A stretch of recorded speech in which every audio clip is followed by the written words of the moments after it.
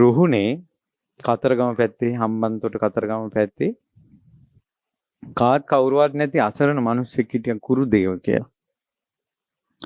මේ කුරුදේව කියන මිනිස්සයා පින්කම් කරපු කෙනෙක් නෙවෙයි. මේ මිනිස්සයා පින්කම් කරන්නේ. මේ මිනිස්සයා කණ්ඩ තිබ්බොත්, බොණ්ඩ තිබ්බොත්, කාලා බීලා බුදියා ගන්න තිබ්බොත් ඔච්චර. ඥාතින ඔන්නේ සංසාරේ කර්ම දෝෂයක්.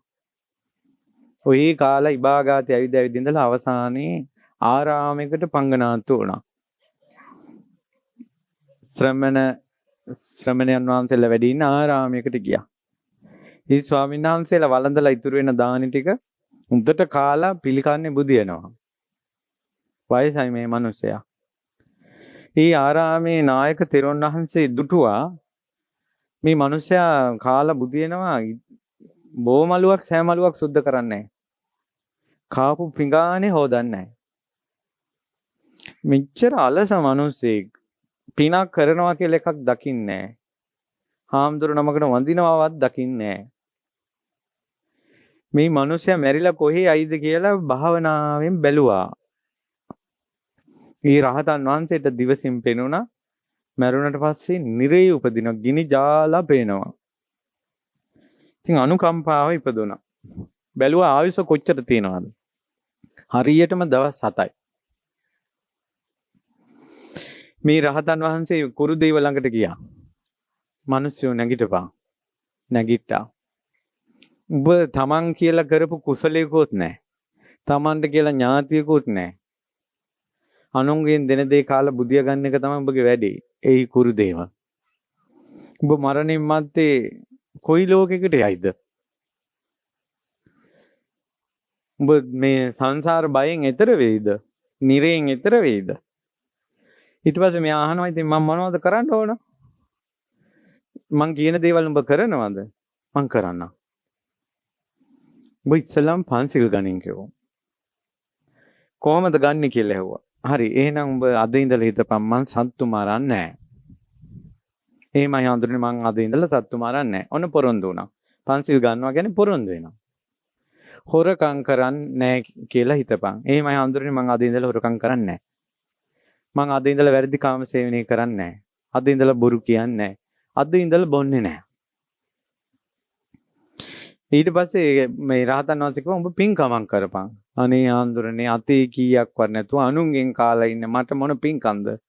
කුරුදේව. අර බලාපන් අර ගලාගෙන යන දොළ දෙස.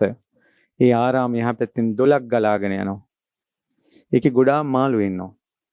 උඹ හැමදාම උඹට කන්ට ගන්න බත් පිඟානෙන් භාගයක් ඔය මාළුන්ට දාපන් කිව්වා. ඒ කෙනාගේ හැටියටයි පින්වතුනි පින්කම. ඒ කෙනාට කිව්වේ නෑ ආනාපාන සතිය වඩපන්, මෛත්‍රී භාවනාව වඩපන්, සතිපට්ඨානෙ වඩපන් කියලා එහෙම කිව්වේ නෑ. කෙනාගේ හැටියටයි පින්කම. ඊට පස්සේ ඒ මිනිස්සයා එහෙම කළා. 7 දවසයි. හැබැයි 7 දවස් අවංකයි. දැන් ඕන අද 24යි. 30 වෙසක් පොය. දවස් 6ක් තියෙනවා. අවංකව පන්සිල් රකින්න පුළුවන් නම්. අවංකව. අර මිනිස්සේ අවංකව 7 දිනක් පන්සිල් රැක්කා. 7 දිනක් මාළුන්ට කැම දැම්ම. මෙරිලා. දැන් කොහේ යන්නද හිටියේ? නිරයේ. 7 දිනක් පන්සිල් රැක්කා කියලා යමක් ඇද්ද? මාළුන්ට කැම දැම්මා කියලා යමක් ඇද්ද? නිරයේ ගමන වැළකුණා. රුහුණේ ඇමති පවුලක පුත්‍රෙක් වෙලා ඉපදුනා. මේ පුතා බලන්නේ නැහැ නිල්මානෙල් අරගෙන ආවා. ළමයාට නම දැම්මා මහා නෙල.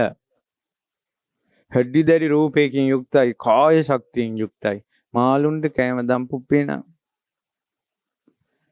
ඕනම වැඩක් කරන්න පුළුවන් ඒත් කම්මැලි.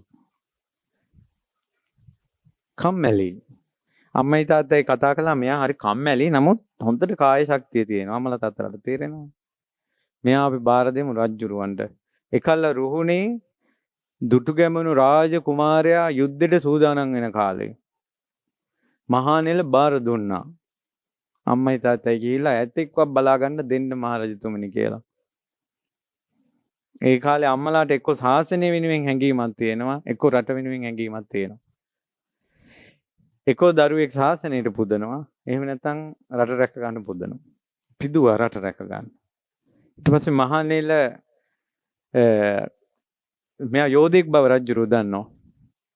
රජතුමාට හිතුණා මෙයාගේ ක්‍රියාකාරීත්වය දෙමන හරිම කඩිසරයි. මේ රුහුණේ ඉඳලා කතරගම පැත්තේ ඉඳලා අනුරාධපුරේ ඉන්න හිතවත් සිංහල සිටුවරයෙකුට හසුම් පතක් දුන්න උදේ. ගිහින් දීලා වරෙන් කියලා. කතරගම ඉඳලා උදේ හසුම් පත අරගෙන පයින් අනුරාධපුරයට ඇවිල්ලා ඉර බහින්දක් කලින් ආයෙ කතරගමට ගියා. පයින්.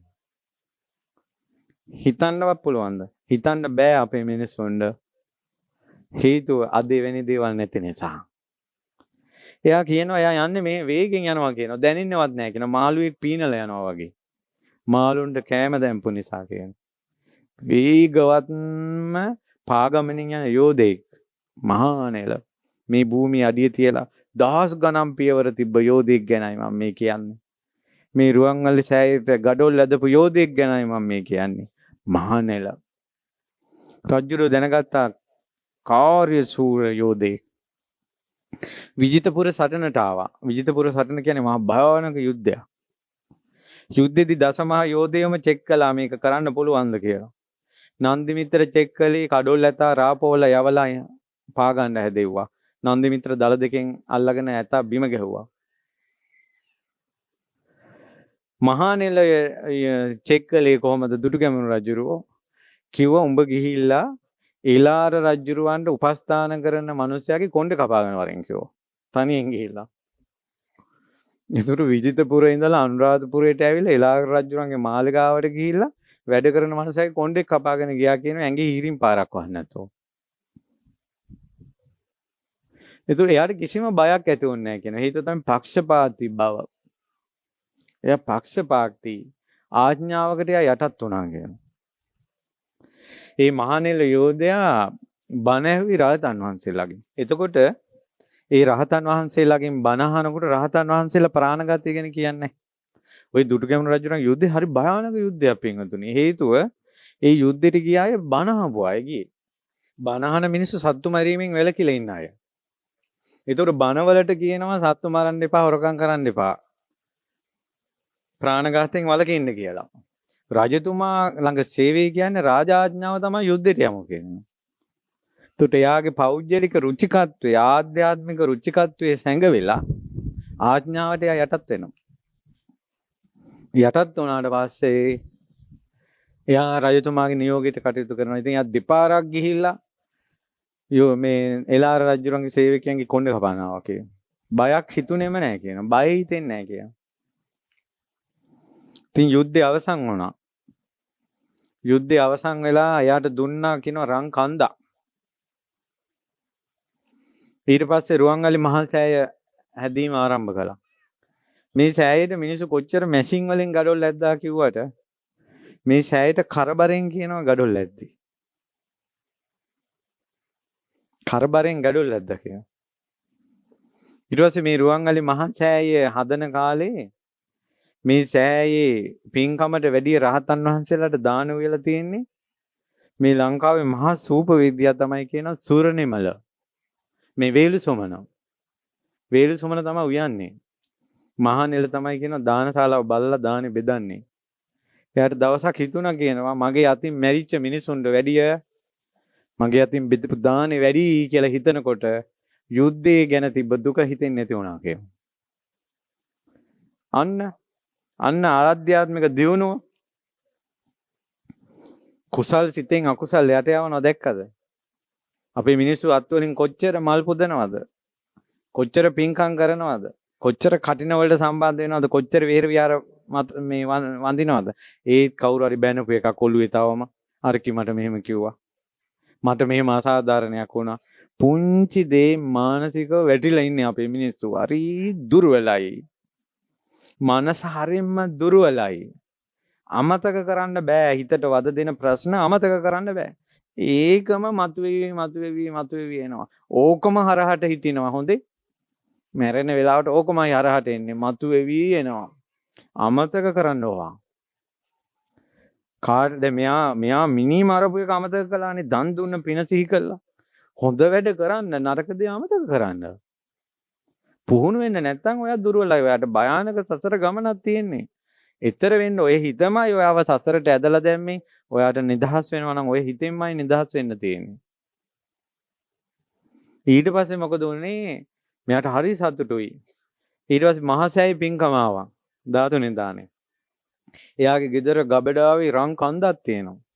තුට එයා හිතුවා කියනවා මම මේ ඔක්කොම රත්තරන් කෙනෙකුට අහිමි වෙලා. මට හිමි වෙලා. කවුරු හරි දාපු රත්තරන් කරාඹු වලලු ඕවනේ මේ තියෙන්නේ. ඒ මිනිස්සුන්ට අහිමි වුණා.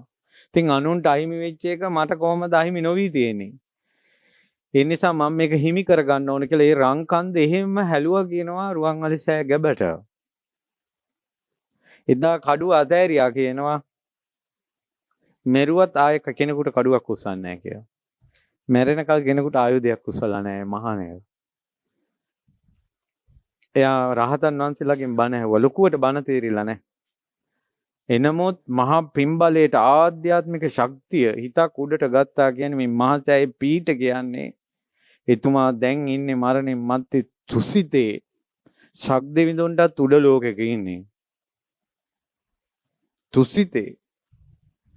ඒ ඇත්තෝ ආයේ මනුස්ස ලෝකෙට ඉන්නේ මෛත්‍රී බුද්ධ ශාසනය. අර ප්‍රාණඝාතේවත් අර කම්මැලියෙක් විදියට ඉඳලා දන් කාපු එකවත් විපාක දෙන්න ආයේ කාලයක් එන්නේත් නැහැ. කොහොම හිතක් දියුණු කරලා ගත්තද? ඒ නිසා දුවේ පුතේ පින්වතුනි මේ මහසෑයේ ගොඩක් කතන්දර තියෙනවා. ඔය මහසෑයට ගඩොල් ඇදපු එක පුජ්‍යලෙක්ගේ කතාව. දසමහා යෝධයන්ගේ තවත් අසිරිමත් මිනිසුන්ගේ කතා ගොඩක් ජීවිතේ දුක් දුරු කරලා ඉහළට ගිය කතා ගොඩාක් මහසෑය ළඟ තියෙනවා.